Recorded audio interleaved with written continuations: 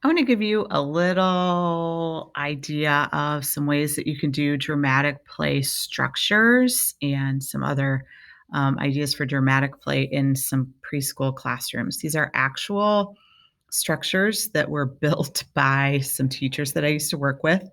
They seemed to want to outdo each other and themselves each time.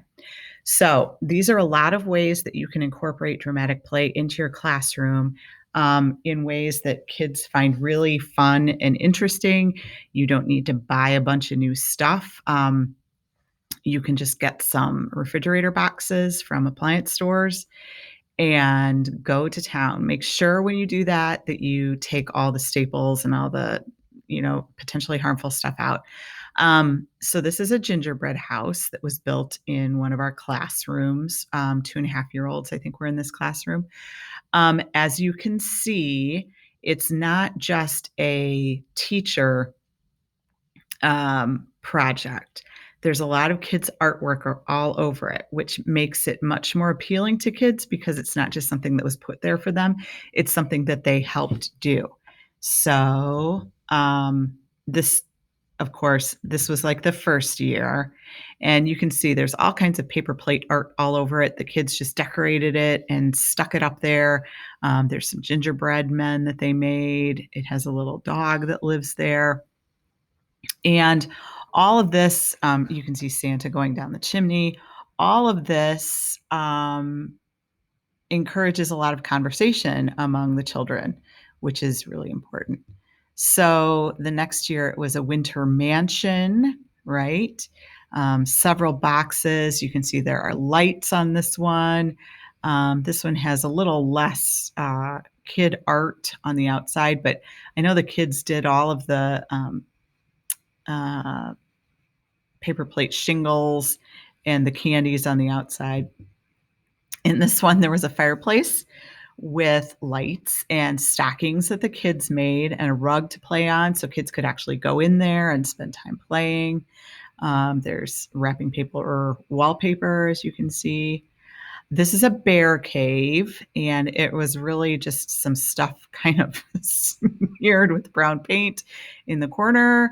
It says caution, beware of bear, so they could go in there. And they had read a lot of books about bears and about hibernation and how bears sleep through the winter. So that was, you had to climb through a little tunnel to get into the cave, and then there was stuff to do inside. They talked about camping, so they built a camper. This one is, I love this one. You can see it looks like a little camper. It's got all kinds of things to do, a little fire pit, um, you know, and they helped with that too.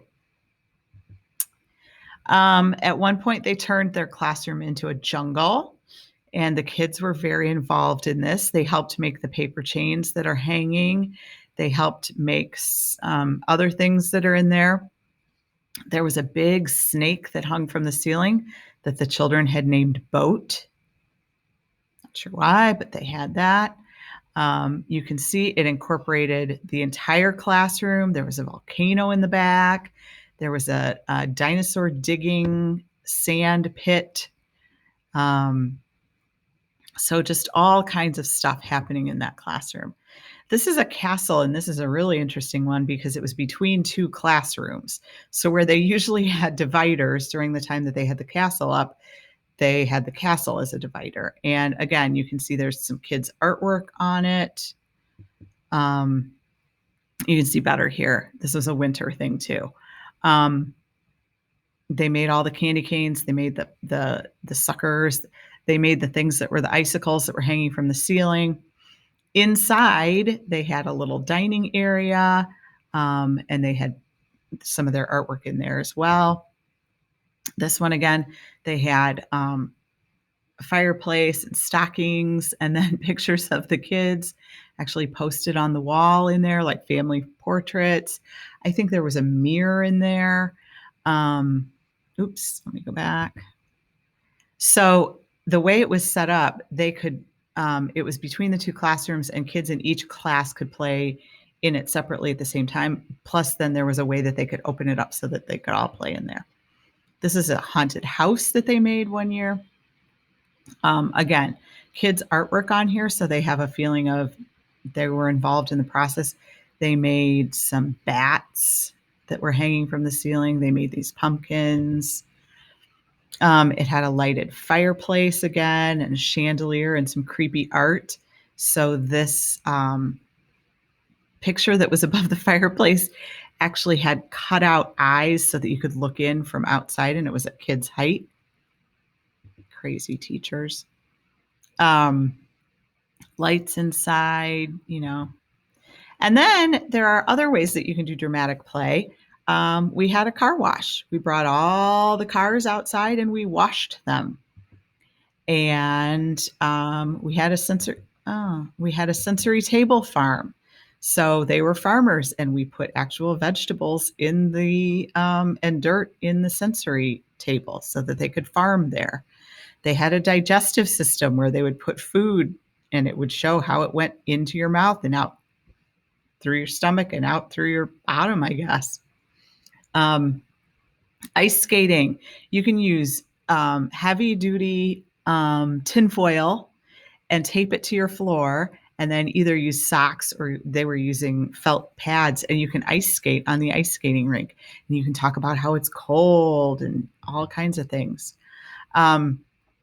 We set up a restaurant in a classroom and then invited other classes to come. So we put, tablecloths on the tables. We made menus. We had chef's hats and aprons, and they could write down orders. And we had other toys that fit in with the food theme. We had a car wash, like I said. Oh my gosh, they would have done this every day if we let them. And then I parked my car there and let them wash my car. So these are ways that you can do dramatic play that aren't just housekeeping or aren't just, the things that you always think about. So kind of fun.